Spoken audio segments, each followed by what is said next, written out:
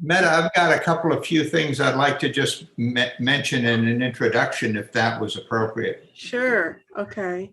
Tell me All when. right. I'm going to introduce you right now, so be quiet for a second.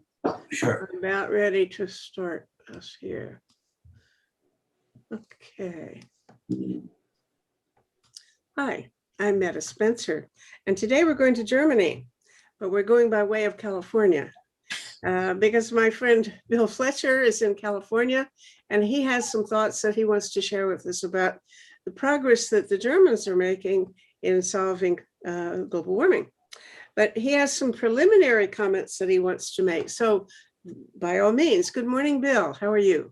I'm great, and thanks for having me back. I always enjoy these conversations. Well, Meta, a couple of things. If we're going to talk about Germany, Craig Smith, my co-author, and I did have a section in our book discussing the unique problems of various countries that are trying to reach net zero, and Germany was one of them. And I would present Germany in a very positive light in the sense that they are trying very hard to do the right thing. So I think that Germany definitely deserves an A for effort, and we'll get into that. But I think when you talk about Germany, there's a couple of things that I think we have to put in perspective. Germany is trying to develop energy independence using renewables, solar and wind. They're trying to eliminate their use of coal, which is their only domestic natural resource, energy resource. They import all of their gas and all of their oil. So they're trying to do something I think is very difficult and maybe suboptimal, and I'll get into what I mean by that. Because Germany, when you look at, I've spent a lot of time in Germany over the years on business. I haven't been there in quite a while, but I used to go there regularly. And first of all, Germany is a very northern climate. I mean, Berlin is up around the same latitude as Calgary or Winnipeg. So in a sense, when you're talking about a country that's as far north as the southern part of Canada, or certainly further north than the New England states or Wisconsin, where I used to live for a while. And so they don't have a lot of sunshine like Spain, let's say.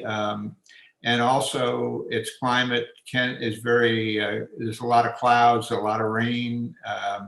It's not an ideal climate for solar, and they don't have a large windy coastline for wind turbines. So I would say that Germany is not well endowed, in many ways, as far as renewables are concerned, and they were not well endowed for fossil fuels either. Their only domestic source is coal.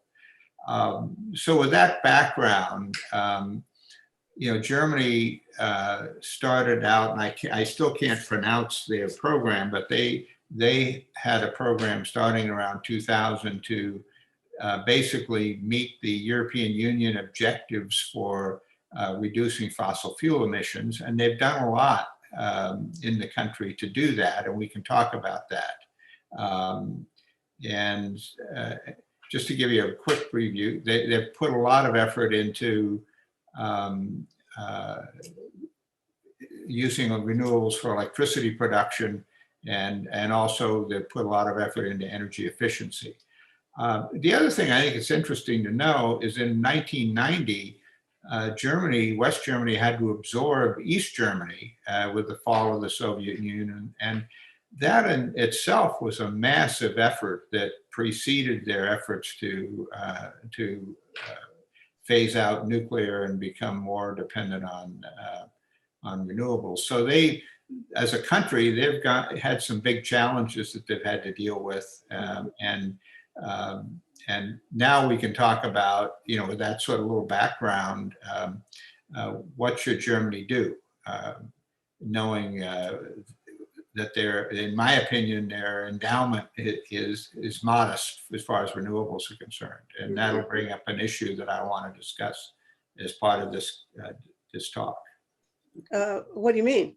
It'll bring up an issue Well, about whether renewables are, I mean, an issue, I mean, I think, like, I live in California, which is a state that is well endowed with solar and wind. We got over 1,000 miles of windy coastline. We got mountains, we got deserts, we got a lot of land for solar. We got lots of sunshine, and especially in the South. So California has an easy job in my mind compared to Germany as far as switching to renewables. A hypothesis I would have is Germany is not dependent upon domestic fossil fuels. They use a lot of coal for electricity generation, but they import almost essentially all of their oil and all of their gas. And their natural gas comes from Russia, mostly 1,000 miles away. The Nord Stream pipeline's over 1,000 miles long. by the way, is that thing finished or is it still, I've seen, I had to distract what you were saying. No. I mean, these are good things. Yeah. I've seen talk about it as kind of a pawn in the game. You know, if they withheld permission, it would be a big blow to Russia and it could be used politically or whatever. But this was a while back. And if the thing is signed, sealed, and delivered by now, then of course it's no longer something that could be withheld strategically. But I don't know how far along they are in how committed are they, and how is the pipeline being built, or is it, where's that stand? It's almost finished. Well, I mean, talking about that, they're talking about Nord Stream 2, because there is already a Nord Stream 1, and that's a pipeline that's over 1,000 miles long that goes from Russia across the Baltic Sea to Germany. And it's an underwater pipeline. It's a very long one, over 1,000 miles long, and they're building Nord Stream 2, and I think it's almost finished. I think there's maybe a couple hundred miles or something that is unfinished at this point. It's almost ready to go. And excuse me, but is it oil, gas, or both? Gas. Just gas. Okay. Yeah. And where do they get the gas? From Russia. I mean, where in Russia? I don't know exactly, but it's somewhere much into the interior of Russia. It's not around Moscow, but so and the whole purpose of the Nord Stream 1 and now Nord Stream 2 is to bypass the Ukraine, because Germany and Europe gets a lot of gas from Russia that crosses the Ukraine to get there, and the Ukraine gets a fee for that. And also Russia, because of their taking the Crimea and other things, they don't want to have, and Europe is worried about it as well, that, gee, the Ukrainians could step on our hose, basically, or stop our gas supply. So the Nord Stream 1, and now, which is already in operation, Nord Stream 2, which will double or triple the capacity, some number like that, which is another pipeline laid right alongside Nord Stream 1, would bypass the Ukraine and let Germany get gas directly from Russia. And geopolitically, with the US, that sort of bypasses the US sanctions on Russia because of their annexation of Crimea. So, if Russia gets a direct sale to Germany with their gas, and then it also increases Germany's dependence upon Russian gas. So that may, with NATO and other things, are saying, gee, that gives Russia some additional leverage. That dependence. Well, if they want to do without, but it'd be kind of hard for the U.S. to step in quickly with fracking gas or whatever, wouldn't it? LNG would, where you'd have to get gas in the U.S., you'd have to liquefy it, transport it across. It would be a lot more expensive than Russian gas through a pipeline. Now, there's another part. There are a lot of other things technically that I've never bothered to try to find out the answers to, but my imagination is when you have a pipeline, you have just basically two ends, one end for input and one end for output.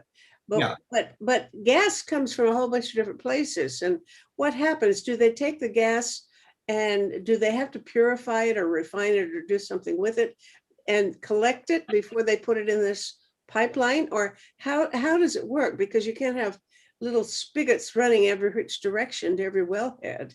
Well, you can think of a gas pipeline as like the equivalent of electricity transmission line. It's a big pipe and you can transport a lot of gas under pressure, like 1,000-pound pressure. And you might have pumping stations along the way. And at the input end, let's say, you need to gather gas. So you might have a lot of small pipelines feeding into a terminal that would then feed into, from individual gas fields. So you may have a big network of pipelines, smaller pipelines feeding into the one big pipeline. Okay, now that makes sense. But now at the end of these smaller pipelines, are they coming right from the well? Yes. Directly from the well. They don't have to do anything to process it before they put it into the pipeline. Well, that's an area I had a little bit of experience years ago, but, the natural gas coming out of the ground does need to have some refinement because there'll be some liquids and things mixed in with the gas. But my understanding is that you don't need a big refinery or anything like that. It's easy to clean up the gas that comes out of the ground locally and then put it into a pipeline and transport it long distances. That's one of the beauties of gas. It's very clean, starting with its coming out of the well. Okay. And there may be some what they call gas liquids that you might have to have a cyclone, spin it and separate the liquids from the gas before you put it in the pipeline. Well, thank you. Gas is very clean, compared to, let's say, coal and oil. Well, thank you. And now I'm an expert. So Germany is already, let's say, getting its gas from they probably get some gas from Holland and maybe the North Sea, I don't know.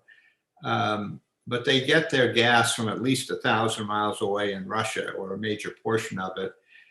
They get their oil from the Middle East, tankers going halfway around the world or some big number like that. And then they have to go to refineries, and because oil, you can't use crude oil directly. It has to be refined into various products from jet fuel to diesel to oil, to gasoline. So Germany is already on the fossil fuel side very dependent upon sources that are quite distant from Germany. And that's what I think, that the world has not dealt with yet on renewables is, in an ideal world, maybe Germany will get a lot of their electricity from Kazakhstan or from North Africa, where, you could have large solar farms in very sunny areas and have transmission lines, which would be the equivalent of a pipeline today, delivering electricity from very far away. You don't have to generate it all locally. So how much of their energy already is from renewables in Germany? I don't have the exact number. I think I do have a number that I looked it up the other day. I think they just in 2020 had their renewable electricity, wind and solar, equal their fossil fuel production roughly.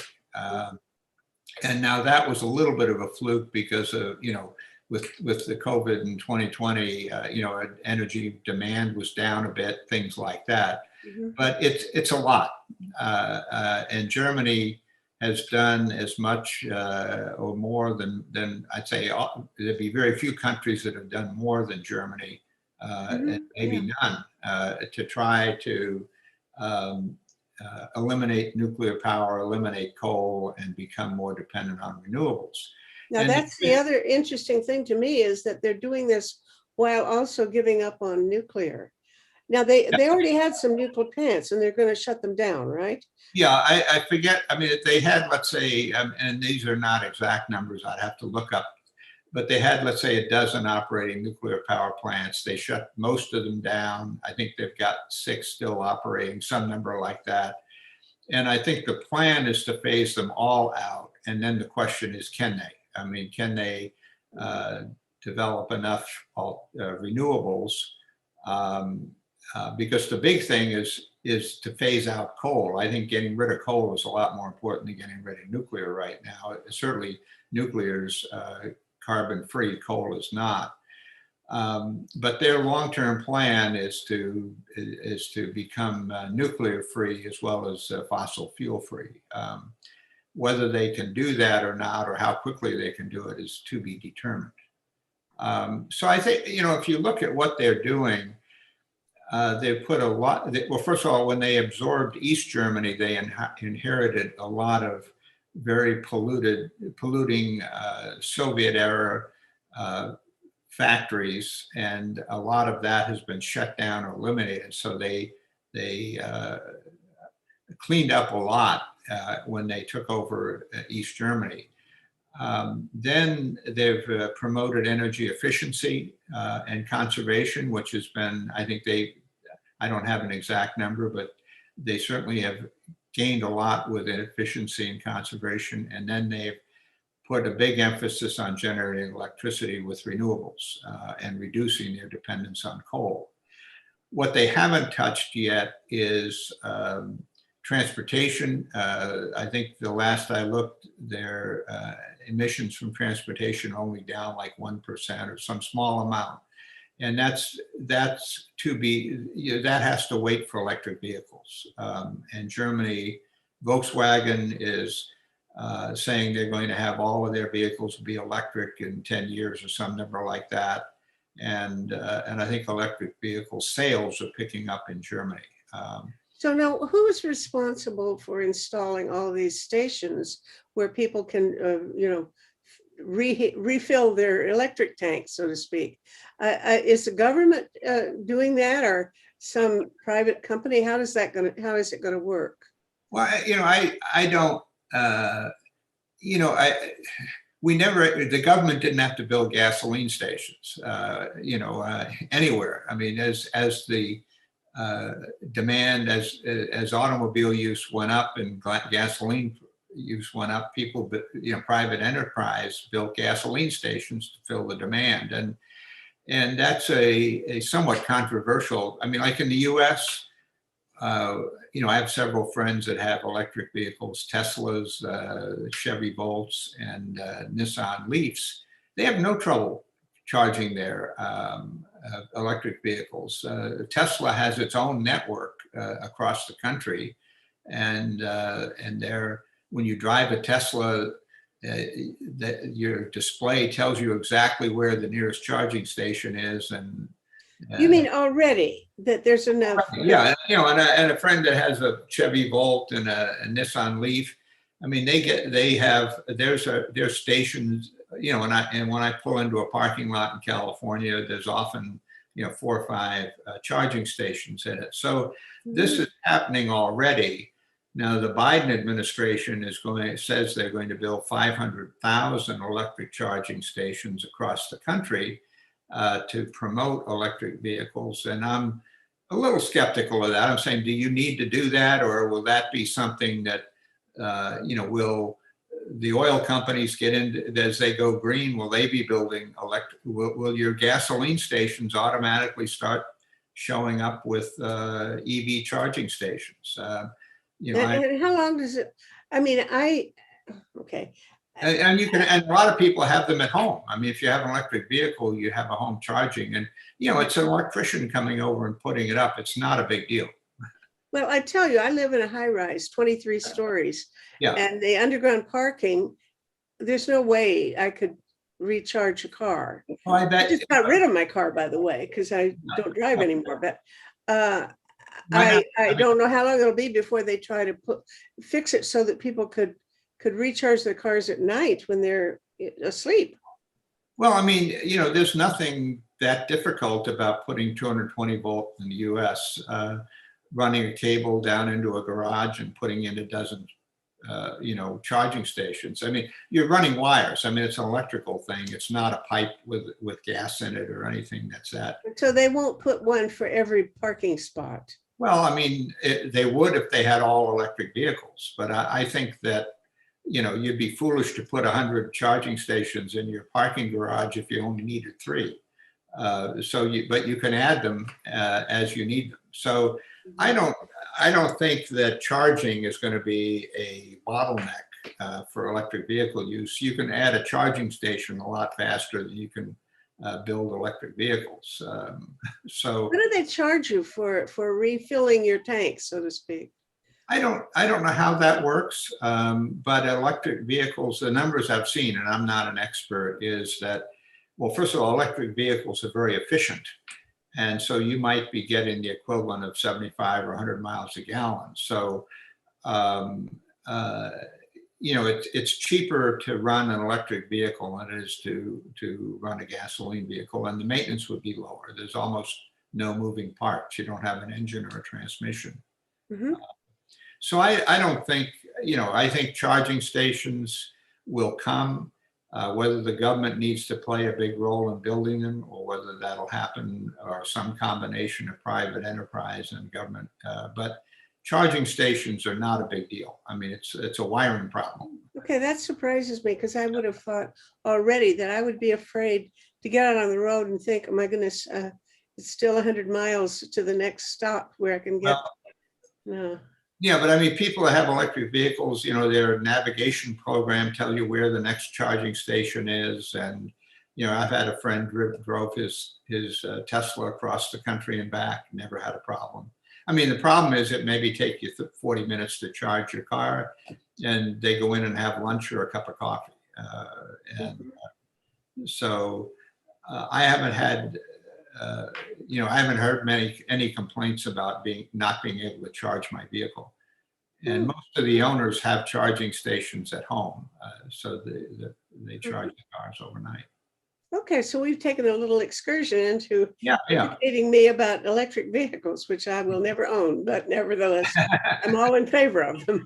Well, you might go to a driverless car, just call up one like an Uber without a driver. Well, Just that I would look forward to. Yeah, that's going to come in time. Yeah. I assume.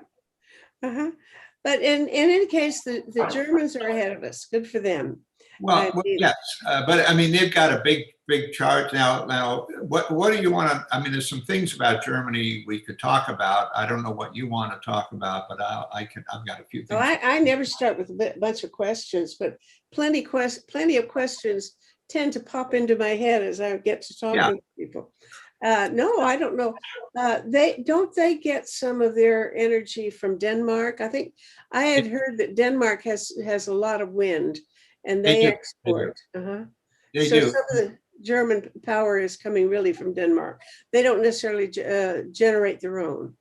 Well, and Germany's. I mean, Europe has a fairly integrated power system, so Germany could, at certain times of the day, be providing power to some other European country, and at other times they would be buying power. Electricity is easy to transport back and forth if the transmission system's there. And so, and that's something we need to do in the US and maybe US and Canada. We need to have, because it's easier to even out supply and demand over a larger area. And so there's a lot of advantages to have a transmission network that will allow you to trade electricity back and forth depending on the weather and time of day and that sort of thing. Now, how visionary is this? I have heard that some very utopian-minded people are saying that whenever it's sunny on one side of the world, it's dark on the other. So with direct current, you should be able to generate plenty of energy on one side and send it over to where it's nighttime or dark or cold or whatever, and that this long distance transmission of electricity is in the cards. I don't know how visionary is that and how realistic. Well, I mean, there's a couple things we could mention on that. Right now, there are transmission networks that transmit electricity hundreds or even 1,000 miles or more. So electricity is very efficient to transport. And the higher the voltage, the more efficient. And AC power is used most of the time.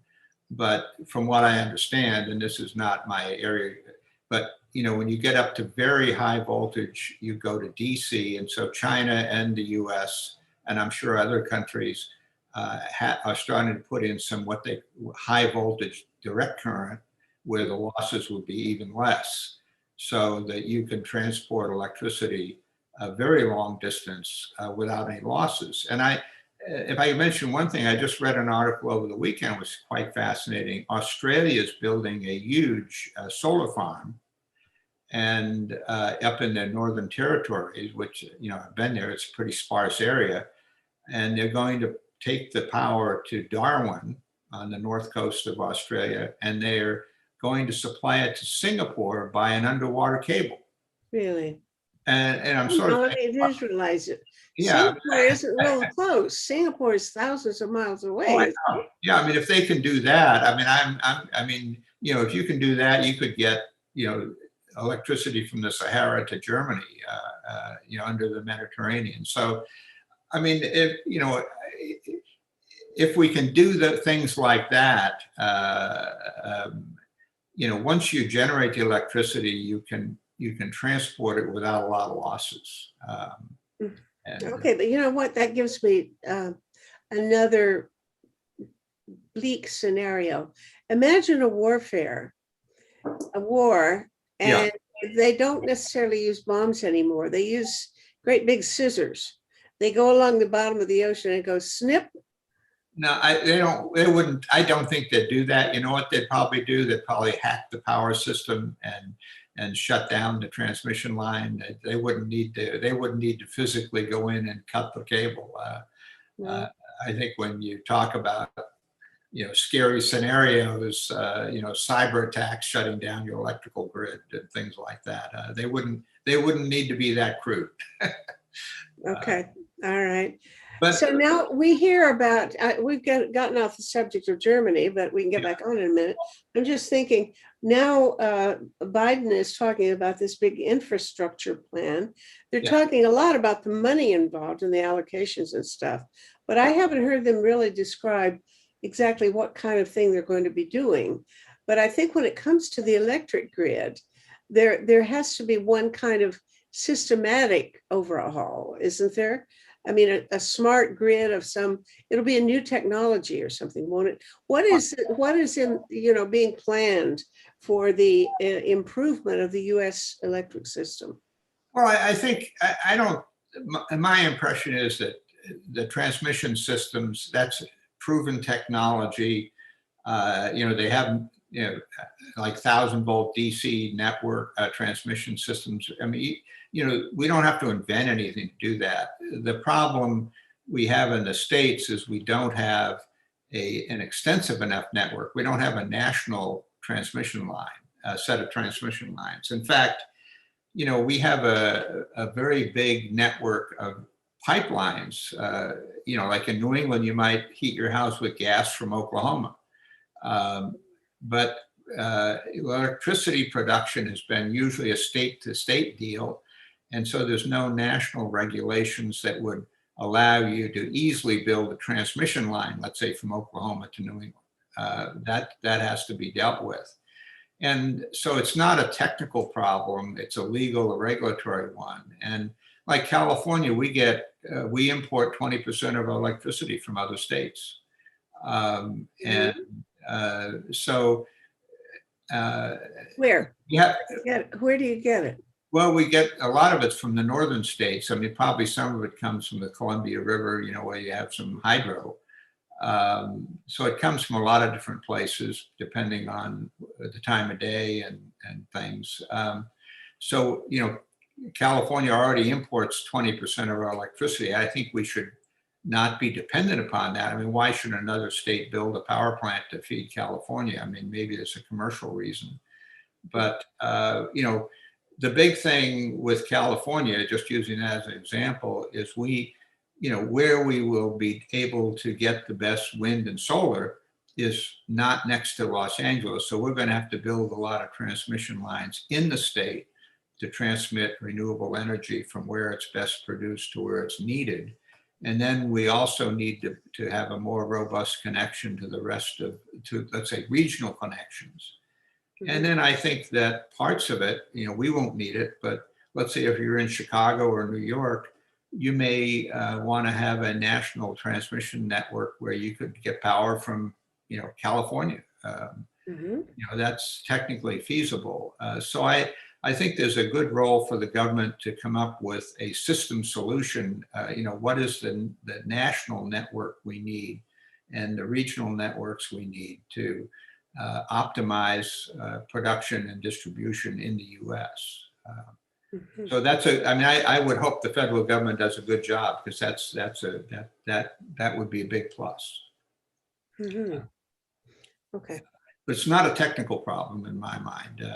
The big issue in California is right away. Our bullet train is being held up because we, can't get the right of way, and that's a state responsibility. And Now, can't they use eminent domain?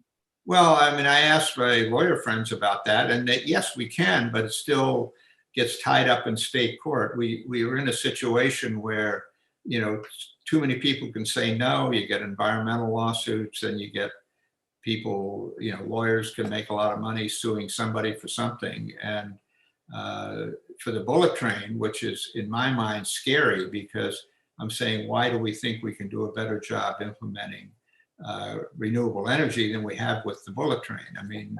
Okay, well, now you're going into an area where I don't know much yet, but I have a kind of an agenda thing. I want to know a little bit about a bullet train problem in California, because we have here in Canada a situation where the Canadian government has, I don't know why the government's involved, but there was a contract between Canada and Saudi Arabia to provide armored personnel carriers on a huge scale. So it's a massive project. They took over what had been a train factory. I don't know whether they were building locomotives or the cars for trains, but it was a train factory in London, Ontario, and they converted it to making these armored personnel carriers, which of course Canada doesn't have much need for, but you can imagine what the Saudis are doing with what they get from us. Yeah. I don't know how much has been proved, but what they're doing in Yemen is not very nice. So what we, a lot of us have been demanding or pressuring the Canadian government, and the majority of the Canadian population would like to have it, the contract terminated. But of course, that would lose a lot of jobs, and there'd be some sort of fee for breaking the contract if the government decided they wanted to do it. So I was talking to somebody the other day about, well, why, my belief is that if you're going to tell somebody they have to cut down or shut down some kind of operation, either because it's too militaristic or politically they're supporting the wrong guy in a war, or because of global warming, for whatever reason you think you need to shut down an operation, in the same sentence you ought to say, and here's what we think we should be building instead. So let's take your factory or your operation and convert it to something that is desirable. So I was talking to a guy and saying, look, what would it take to turn that thing back into making trains? Because there was a conversation 5 years ago about having Canada put in a bullet train between Montreal and Toronto, or even beyond, maybe up toward Quebec City and all the way down to London, Ontario, or Windsor, or Hamilton, the Detroit border, and so on. Could be really, I don't know what they might do with it, but it would certainly be wonderful. And there was talk about it, and it just sort of petered out. I haven't heard anybody talk about it lately. So I was thinking I ought to try to get that thing going again, see if I can talk to people about, hey, why don't we say to the Canadian government, we want you to not only shut down this armored personnel carrier factory, but turn it over back into making trains, but this time make a bullet train. You So, know, yeah. Well, let me comment because I think we need to get back to Germany because there's a couple of hot issues we need to talk about. But absolutely. All right. I mean, my argument on that is, businesses go out of business all the time, and for good and bad reasons. And I think that the market, let's say you shut down that factory, maybe there's no use for it. And I think some other entrepreneuring guy will build, maybe take it over, and who knows what they'll make there, if anything. Maybe you don't need factories, as many factories as you have today. But I just think that a lot of times we can't foresee what some enterprising person's going to do, and I'm also against subsidizing something and saying, well, we can't shut it down because of the jobs we'll lose. Well, uh, you know, let's do something with the people that are unemployed, but let's not continue to subsidize something we don't need. But I mean, that's a different issue. And but just on the bullet train, I mean, this is 7 years after the construction contract was issued. We still haven't gotten all the land, and that's a state responsibility, and so you're saying, gee, if you can't do that, can you get the right of ways for transmission lines and other things? So I'm a little worried about that. Mhm. But coming back to Germany, there is an issue. They back in, let's say, 2000 or so, or sooner than that, went into a big push to get rooftop solar and things like that. And they gave a lot of financial incentives to people to do that. And they did a great job. I mean, they've got a lot of rooftop solar in Germany, even though it's not a nice sunny place. And they set it up so that people would get paid for their solar. And then what's happened is they've produced a lot of electricity, but because of the way they set it up to pay for it, they've got the highest electricity rates in Europe.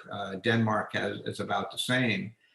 And their electricity rate, I looked recently, was something like 37 cents a kilowatt hour compared to 13 cents in the US average.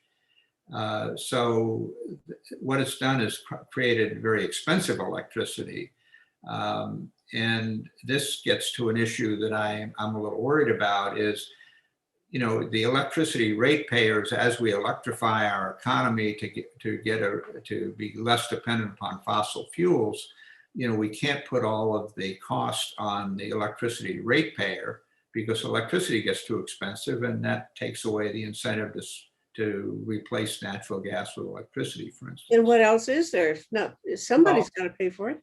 Well, I mean, somebody's got to pay for it, but I mean, should that be, let's say we go to electric vehicles, we put in all kinds of charging stations. I mean, should there be some way to try to charge the transportation industry rather than the electric industry for that transition?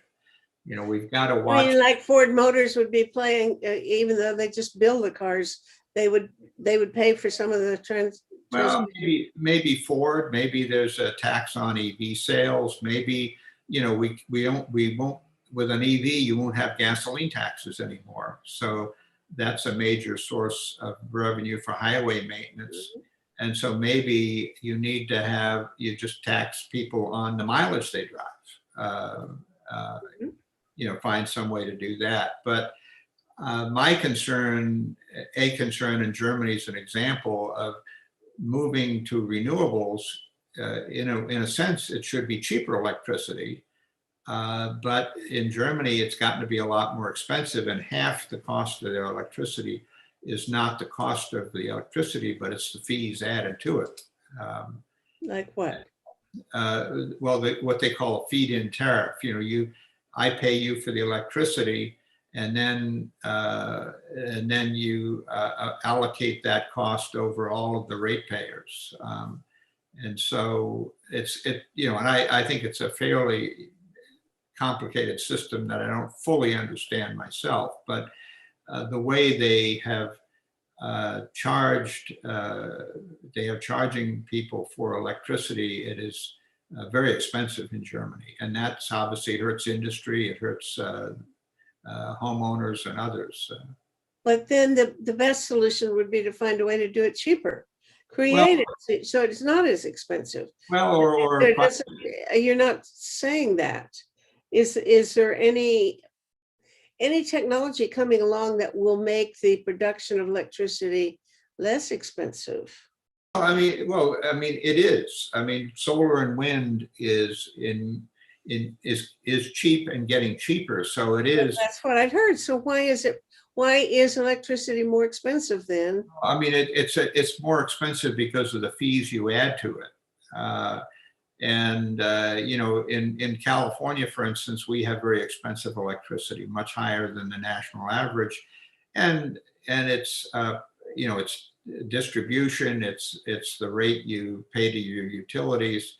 We need to make sure that the low cost of electricity generated by solar and wind gets passed on to the customer, because that gives them an added incentive to switch from natural gas to electricity, let's say for. So you say it's not now being. Yeah, not now. No, we have to be sensitive to how what we do affects the price of electricity, because it should be getting cheaper in my mind. I see. Okay. Because solar and wind is cheaper than coal and nuclear and other sources. But if because of the way you charge for it, the fees you add, if that makes electricity more expensive than it needs to be, you'll delay any transition. And you'll be penalizing the electricity user rather than charging, let's say, the vehicle owner. You know. Okay, now have the Germans really kept to their initial aspiration of not only going sustainable, but going anti-nuclear? You know, I see what looks to me like more wobbling in the direction of pro-nuclear around in the conversations I overhear here, but I'm not in Germany.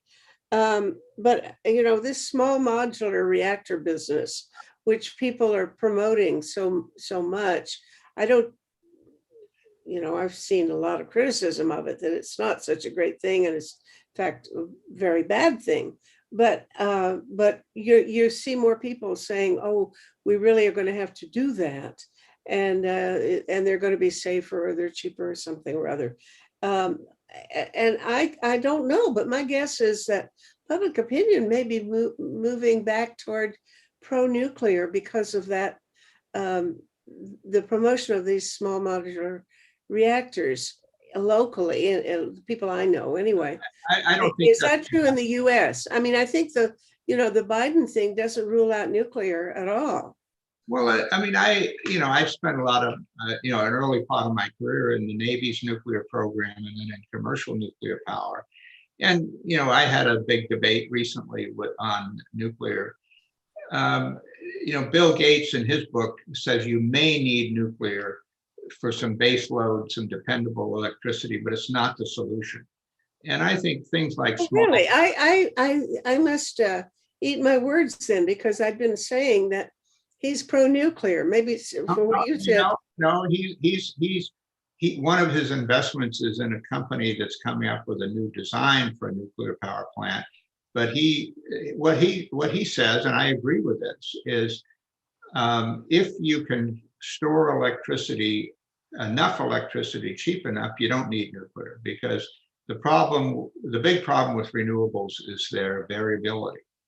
And so you need, and I've been studying this quite a bit, you need to be able to store a lot of electricity when the sun is shining and when the wind is blowing. And that's to vary day to day, hour to hour, day to day, and even month to month variation. Because like in California, in winter, solar and wind will produce 40% less energy than they will during the summer. Even in California, okay. Even in California. And so what's being looked at is a combination of large-scale, utility-scale batteries, not the lithium-ion batteries that you use, because a utility battery doesn't move. It can be very heavy.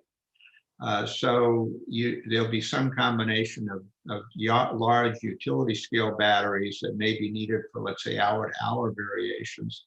And then they're looking at green hydrogen for long-term storage. If electricity is cheap enough, you can produce a lot of hydrogen gas, which we talked at one of our sessions. When you burn hydrogen, you don't get any CO2, you get H2O, which is water.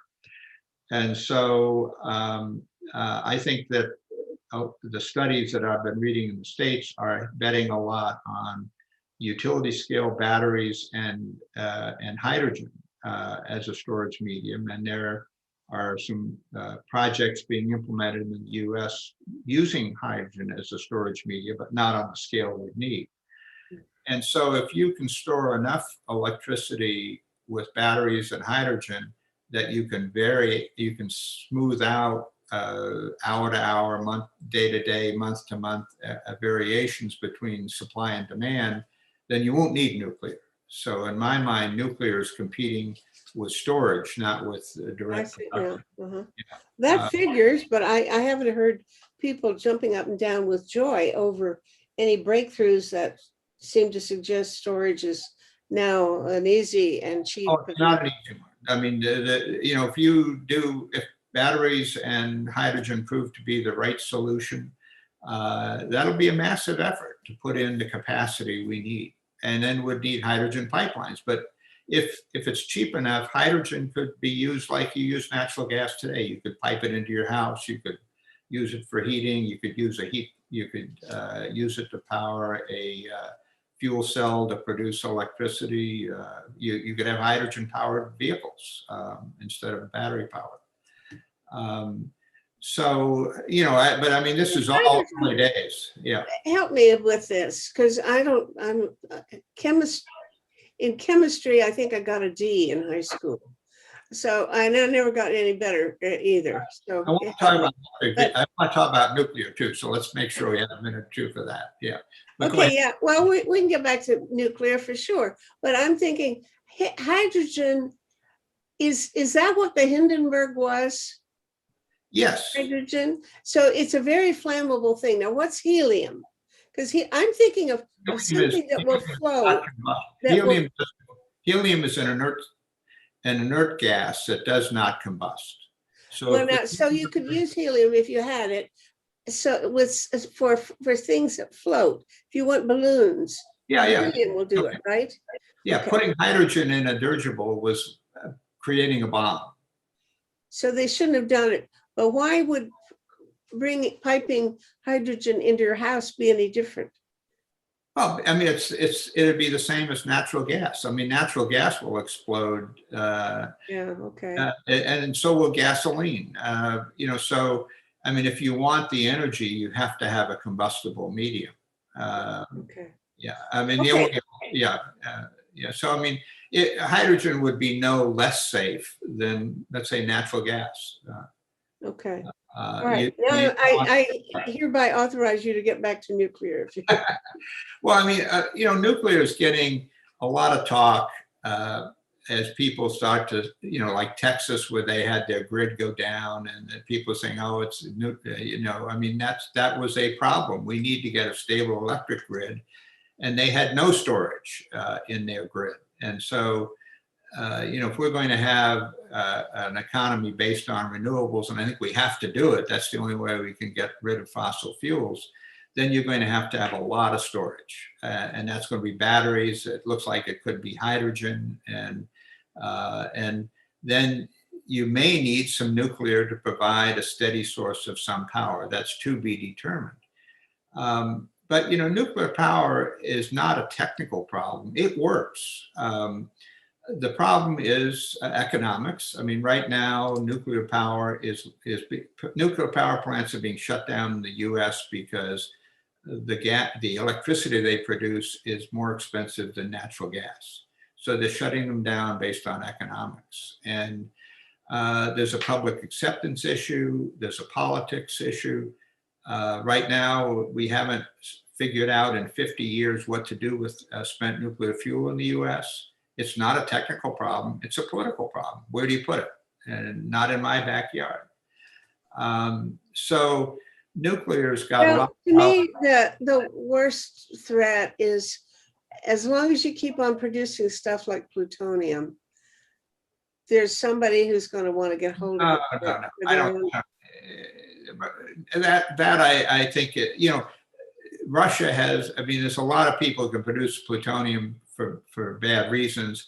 But if we had a fuel cycle or recycled it, you would take the plutonium, mix it up into the fuel and burn it in another reactor. I mean, you don't have to, that plutonium does not have, it's not going to go on the open market, so to speak. Well, I don't know. I know enough people who really, really worry about that. I had a Oh, yeah, conversation. but Frank von Hippel wrote a book recently yeah. about how we should absolutely forbid reprocessing. Well, Because I mean, as long as it's all mixed in together, it's not that bad because it's hard to, it's hard for them to get hold of it and use it if it's all a big messy goo.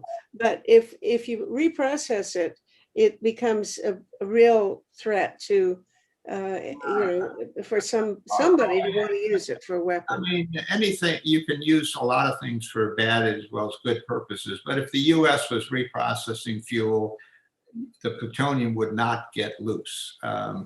Now, with Pakistan or Iran or North Korea or Russia are with nuclear reactors, they get their hands on plutonium. They're not getting. A small modular reactor, as I understand it, really involves a type of reprocessing right there. No, they don't. Well, they don't like the word, but apparently but it does. They have to separate the stuff out, and it happens there.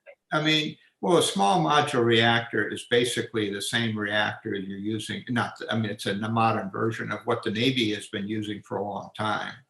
And the big thing they say is that they can make them cheaper because they can produce them in a factory and they're going to be small enough to ship to the site, so you don't have to build them in the field.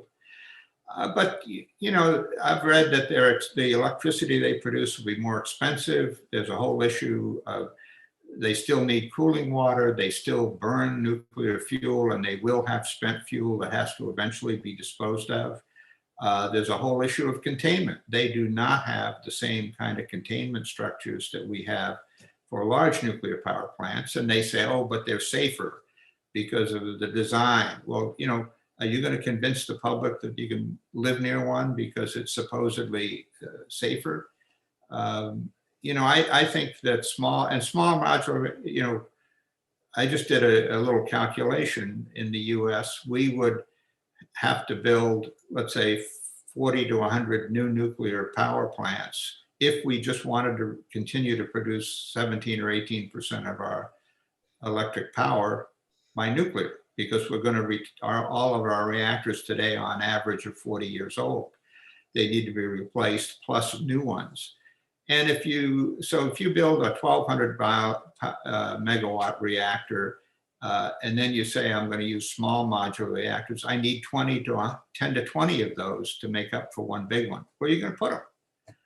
I mean, you've got to assume that they'll be more easily sited, but they still need cooling water. They still produce spent fuel. There are, and then if you perfected it tomorrow, how fast could you build them? Could you, as we need to double and triple the amount of electricity we produce to, for instance, electrify transportation, how many of these do you have to produce, and where would you put them? All of those questions. Yeah, so I think there's a lot of loose talk about nuclear and without a lot of discussion of the practical alternatives. And it's not technical. Small reactors work, big reactors work. It's an issue of economics, an issue of politics, it's an issue of public acceptance. It's an issue of safety. Yeah, it's not a technical issue. Well, safety is a technical issue because there is no technical solution to the problem. So if you could make plutonium and uranium, if you could neutralize them immediately because you had a new technology, then the problem would go away, I guess. But doesn't go away because it's so that makes it a technical issue. Well, Okay. my guess is that we should not shut down reactors that are operating safely today until they're completely used up, because I think that's what's going to happen.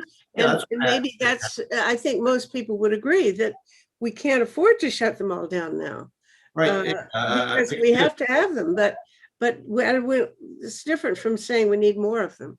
Well, and I think that we may find, I'm hoping that battery power and hydrogen and renewables will be able to produce steady power over time. And we won't need nuclear power. Okay, we're on the same side. It's nice to have one small fight with you every time, but it's even nicer if we wind up basically on the same side. Yeah, but we have to, I mean, Meta, where you and I agree, if we want to stop global warming, we have to stop using fossil fuels. We have to do other things in agriculture and things. And the best way to do that is to go 100% renewable. And then we have the big problem there is the variable nature of renewable power. And we have to solve that, with batteries, with hydrogen, with other things. And let's get on with it. I agree. Yeah, let's get on with it. Right. All right. It's always fun. So have a good day, a good week, or good, however it will be till I see you next. I hope this met your expectations. We will have many more conversations, no doubt about it. It's always fun. So take care of yourself, and I hope you got your shot. Take care. Both of them over a month